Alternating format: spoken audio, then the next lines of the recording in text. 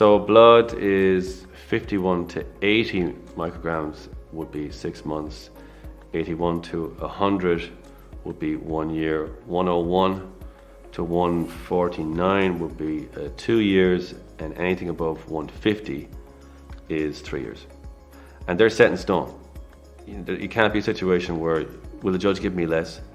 You know, we tell them about my circumstances, they might give me less. They can't. They must give you what the law says. And so that's what the law says, and they must follow that out.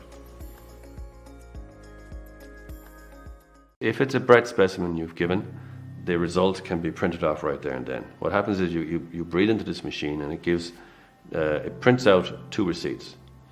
And what's supposed to happen in that case is that the guard is presented with these 2 receipts that are printed out. That guard signs both, gives them to you. You then sign in the place provided for you, both. You must sign them. And then that's given back to the guard.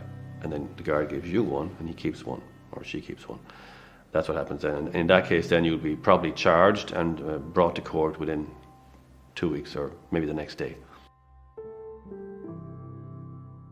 Can you break down, like in the simplest way, what's the story there with limits? Yeah, well, that's a really popular limit. What is the limit? It's different for blood, it's different for urine, and it's different for breath. Each one has a different limit. As to what it is, even the Medical Bureau of Road Safety won't tell you. And they analyze blood and urine samples all the time. They can't tell you because everyone is different. You're different to me, your height, weight, sex, whether you've slept, whether you've eaten in a while, whether you're taking medication. All these different factors all affect how your body will process alcohol.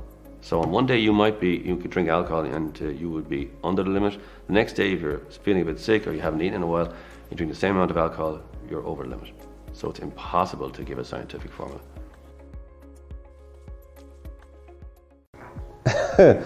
How do I get off with drink driving? People think it's scientific. There is some formula or method. There isn't really. There never is when it comes to the law, because the law is dealing with people, humans, judges, guards, clerks, solicitors, and the human is somebody and a collection of people they're just not precise. There is no scientific way. Sometimes it comes down to luck. Maybe a witness doesn't turn up. Maybe a guard gives bad evidence. It can be something as simple as that, but there's no hard and fast rule.